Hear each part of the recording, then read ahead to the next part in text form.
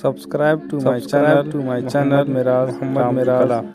جب حضرت امام حسین اور دوسرے آیان و انصار کو شہید کر دیا گیا تو ان کے سر نیزوں کی نوک پہ چڑھا دیے گئے۔ حضرت امام حسین کا کٹا ہوا سر اور باقی 71 افراد کے کٹے ہوئے سر نیزوں کی نوک پہ، اور 10 سواروں کو ابن سعد نے کہا کہ ان کو رون دو، اور گھوڑوں کی ٹاپوں تلے حضرت امام حسین رضی اللہ تعالیٰ عنہ اور ان کے آوان و انصار کو جو ہے وہ روندا گیا، حتیٰ کہ ان کی استخوان مبارک، ان کی ہڈیاں بھی چور چور ہو گئیں۔ روننے سے قبل ان کا لباس اتار لیا، ان کے کپڑے اتار لیے گئے۔ اللہ اکبر، کیسی دردناک گھڑیاں تھیں۔ یزید کا صرف یہی بد کرداری کا مرحلہ نہیں تھا، اس کربلا کے صحرا کے اندر یزید نے جس طرح امام حسین رضی اللہ تعالیٰ عنہ کو شہید کیا اور حضرت امام حسین کے خاندان کو شہید کیا، جب مدینہ المنورہ پر یزید نے مسلم بن عقبہ کو مقرر کیا، جس کو بزرگوں نے مصرف بن عقبہ کہا ہے، تو اس کو کہا 3 دن تک مدینہ کا حرم تمہارے لیے حلال ہوگا، جو چاہو تم کرنا، اور شامی فوجوں کو اجازت ہوگی۔ تو وہاں بھی انہوں نے 10,000 تابعین اور 700 صحابہ کو شہید کیا۔ حضرت ابو سعید خدری رضی اللہ تعالیٰ عنہ گھر سے باہر نکلے، کافی بوڑھے ہو چکے تھے، تو انہوں نے حضرت ابو سعید خدری کو پکڑ لیا، کہا تم کون ہو؟ کہا مجھے ابو سعید خدری کہتے ہیں۔ تو کہا ہاں تمہارا نام سنا ہے، اور داڑھی سے پکڑ کے کھینچا اور کہا کہ ہے تمہارے پاس جو ہمیں دو؟ تو کہا کہ میرے پاس تو کچھ بھی نہیں، میں تو فقیر آدمی ہوں۔ تو ان کے گھر ان کو لے گئے، تو 2 کبوتر رکھے تھے حضرت ابو سعید خدری نے، تو وہ کبوتر لوٹ کے لے گئے۔ اللہ اکبر۔ حضرت ابن سنان رضی اللہ تعالیٰ عنہ کو، جو حضور کے علم بردار تھے فتح مکہ کے دن، ان کو ستو پہلے پلائے اور پھر ان کی گردن کاٹی گئی، اور کہا یہ ہے وہ ستو جو تم زندگی میں آخری بار پیو گے۔ ایک گھر میں داخل ہوئی شامی فوج، تو ایک خاتون کے ابھی بچہ پیدا ہوا تھا، اور قابلہ نے، دائیہ نے وہ بچہ ماں کی چھاتی پہ لٹایا، اور وہ ماں کا پہلا دودھ پی رہا تھا۔ تو یہ جا کے کہنے لگے نکالو تمہارے پاس جو کچھ ہے۔ تو اس خاتون نے کہا تم جانتے ہو یہ بچہ کون ہے؟ تو انہوں نے کہا ہم نہیں جانتے۔ کہا یہ حضرت ابن ابی کبشہ انماری رضی اللہ تعالیٰ عنہ کا بچہ ہے، اور یہ وہ صحابی ہیں کہ جو بیت الشجرہ کے موقع پہ حضور کے ہاتھ پہ بیعت کرتے ہیں۔ انہوں نے اس چیز کا لحاظ نہ کیا کہ جو کچھ ہے وہ ہمیں دو، ورنہ تیرے بچے کو نہیں چھوڑیں گے۔ تو ماں بچے سے مخاطب ہو کے کہتی ہے، ابھی بچہ پیدا ہوا ہے اور ماں سے پہلا دودھ پی رہا ہے، کہ بیٹے اگر میرے پاس کچھ ہوتا، وہ قیمتی سے قیمتی چیز بھی ہوتی، تیری جان کے لیے قربان کرتی، لیکن اس وقت میرے پاس کچھ ہے نہیں۔ تو ایک شکی آگے بڑھا اور بچے کو ایک ٹانگ سے پکڑ کے کھینچ کے دیوار کے ساتھ پٹک کے مارا، جس سے دماغ کا بھیجا نکل گیا۔ کیا کیا زیادتیاں نہیں کی۔ 700 صحابہ حرہ کے واقعہ میں شہید کیے یزید نے، اور 10,000 تابعین شہید کیے۔ مسجد نبوی میں ممبر رسول کے ساتھ گھوڑے باندھے، اور وہ ممبر رسول اور مصلی رسول کے قریب لید کرتے رہے۔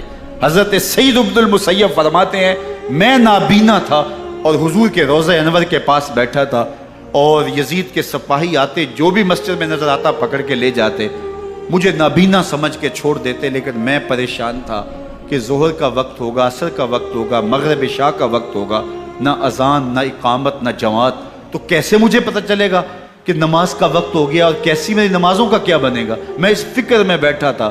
لم ازل اسمع الاذان والاقامت من قبر رسول اللہ صلی اللہ علیہ وآلہ وسلم۔ فرماتے ہیں جب بھی پھر نماز کا وقت آیا، گنبد خضرا سے اذان کی بھی آواز آئی، اقامت کی بھی آواز آئی۔ 3 دن تک مسجد نبوی کے اندر گھوڑے بندے رہے، اور مدینہ کی حرمت پامال کی۔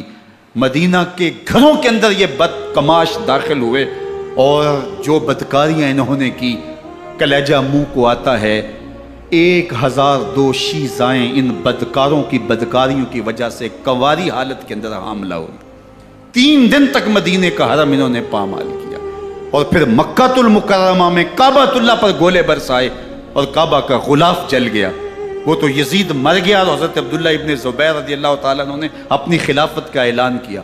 یزید کے یہ کرتوت تھے، ادھر اہل مدینہ کو ستایا، ادھر اہل مکہ کو ستایا، اور رسول اللہ صلی اللہ علیہ وسلم کے خانوادے کی بے حرمتی اور توہین کی۔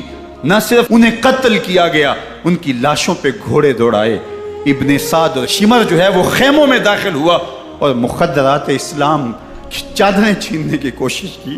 حضرت زینب سلام اللہ علیہ نے مخاطب ہو کے کہا، ہمارے چہرے کے رکھوالے چلے گئے ہیں، ظالم تو خیال نہیں کرتا ہم رسول اللہ کی بیٹیاں ہیں۔ حضرت شہربانو، حضرت زین العابدین اور حضرت زینب سلام اللہ علیہم، ان تینوں کو ایک اونٹ پہ باندھا گیا اور باقی اونٹوں پہ باقی سادات کو، حضور کی شہزادیوں کو باندھا گیا، رسیوں میں جکڑا گیا اور اونٹوں پہ باندھ کر کے کوفے کی جانب آگے آگے شہیدوں کے سر چل رہے ہیں اور پیچھے یہ قافلہ چل رہا ہے۔ اور جب یہ قافلہ وہاں سے گزرا جہاں لاشیں پڑی تھی، امام زین العابدین 14 سال کے تھے اور بیمار تھے اور ان کا حوصلہ نہ ہوا، وہاں غشی ان کے اوپر آنے لگی۔ اور وہ منظر ابن کثیر نے، باقی لوگوں سب نے لکھا ہے کہ پھر جب ان کی یہ حالت ہوئی تو پھر سیدہ زینب سلام اللہ علیہ، جنہوں نے ابھی تک بڑے حوصلے کے ساتھ ساری مشکلات کا مقابلہ کیا تھا، اب ان کے بندھن ٹوٹ گئے اور آنکھوں سے آنسو بہنے لگے اور سیدہ زینب تھے امام حسین رضی اللہ تعالیٰ عنہ کی لاش پہ کھڑے ہو کے، اور وہ روندی ہوئی لاش، ٹوٹی ہوئی ہڈیاں اور وہ برینا بدن، کٹا ہوا سر نیزے کی نوک پہ اور لاش یہ پڑی ہے، تو حضرت سیدہ زینب نے مدینے کی طرف منہ کر کے جو ہے وہ حضور سے فریاد کی، یا محمد آہو، یا محمد آہو، ھذا حسین بالآراء مزمل بالدماء، یا محمد آہو بناتوں کا سبایا۔ رسول اللہ، اے پیارے آقا، یا جدہ ہو، اے ہمارے نانا محترم، یہ دیکھیے آپ کا حسین پڑا ہوا ہے، بدن سے کپڑے اتار لیے گئے، خاک ہوائیں اڑا رہی ہیں اور اس کے اوپر چادر جو ہے وہ مٹی کی پڑ گئی ہے۔ حضور آپ کی اولاد کاٹ دی گئی اور پھر کہا بناتوں کا سبایا، حضور دیکھیے آپ کی بیٹیوں کے ہاتھ باندھ دیے گئے ہیں، اونٹوں پہ کس دیا گیا ہے، سر شہیدہ آگے آگے چل رہے ہیں اور حضرت سیدنا امام حسین کا آگے آگے سر ہے۔ راستے کے اندر ایک جگہ آئی، رات گزری اور ان کو اتارا گیا۔ رات کا موقع تھا، ایک خاتون آئی اور اس نے کوئی کھانا پیش کیا ان کو اور کہا کہ میں کسی زمانے میں حضرت سیدہ فاطمہ زہرا کی نوکری کیا کرتی تھی، ان کی لونڈی تھی، ان کی کنیز تھی، اور آج مجھے پتہ چلا کہ آپ لوگ گزر رہے ہیں، تو میں نے کہا کہ میں اپنی مخدومہ کے خاندان کی خدمت کروں۔ اور پھر اس نے کہا کہ اس وقت سیدہ کی گود میں ایک 6-7 ماہ کی بچی تھی جس کو زینب کہا کرتے تھے، تو سیدہ زینب نے کہا کہ اماں اگر پہچانتی ہو تو وہ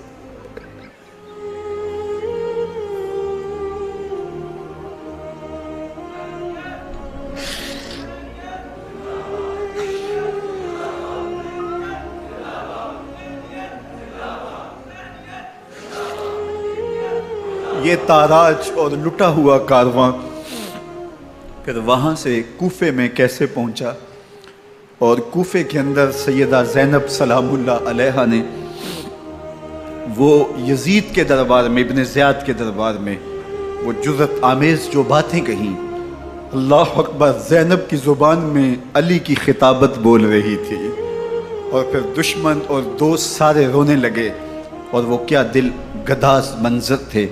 اور پھر یہ سروں کا قافلہ اور سادات کرام کا مشکیں کسی ہوئی ہیں اور اونٹوں پہ باندھے ہوئے، ان کو وہاں سے پھر قادسیہ اور قادسیہ سے پھر دمشق یزید کے دربار میں پہنچایا گیا، اور وہاں سے یہ لٹے ہوئے خانمہ برباد تاراج لوگ مدینہ المنورہ میں کیسے پہنچے، اور اہل مدینہ نے کیسے استقبال کیا، اور وہ منظر کتنا دل گداز تھا جب اہل مدینہ زینب سے پوچھتے تھے زینب حسین کہاں ہے؟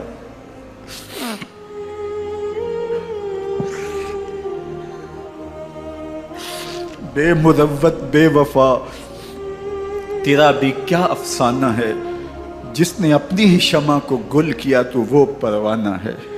اپنے پیغمبر کے شہزادوں کو اور اپنے پیغمبر کی شہزادیوں کو جو دکھ اس امت نے دیے، یہ کائنات کی ایک انوکھی داستان ہے۔ اللہ ہمیں اسوہ شبیری پہ عمل کی توفیق عطا کرے اور ان کے نقوش پاک کی برکتیں دے، اہل بیت کی محبت ہماری روحوں میں جذب کر دے، اور جس عظیمت کے ساتھ، جس حوصلے کے ساتھ انہوں نے دکھوں کو جھیلا، جو دہکتی آگ کے شعلوں پہ سویا وہ حسین، جو جواں بیٹے کی میت پر نہ رویا وہ حسین، جس نے سب کچھ کھو کے کچھ نہ کھویا وہ حسین، مرتبہ اسلام کا جس نے دوبالا کر دیا، خون نے جس کے دو عالم میں اجالا کر دیا، جو کہ سوزے غم کو سانچے میں خوشی کے ڈھال کے، مسکرایا موت کی آنکھوں میں آنکھیں ڈال کے۔ اے حسین ابن علی تم پر سلام، نازش آل نبی تم پر سلام۔ ذرا میرے ساتھ یہ پڑھ لیجئے، اے حسین ابن علی تم پر سلام،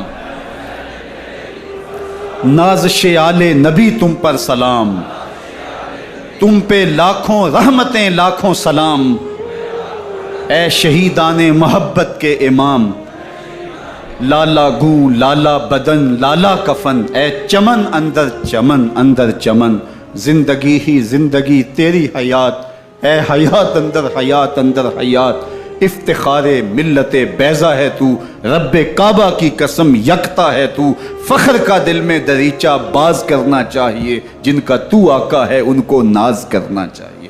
وآخر دعوانا ان الحمدللہ۔ Subscribe to my channel, Miraj Ahmad Kala.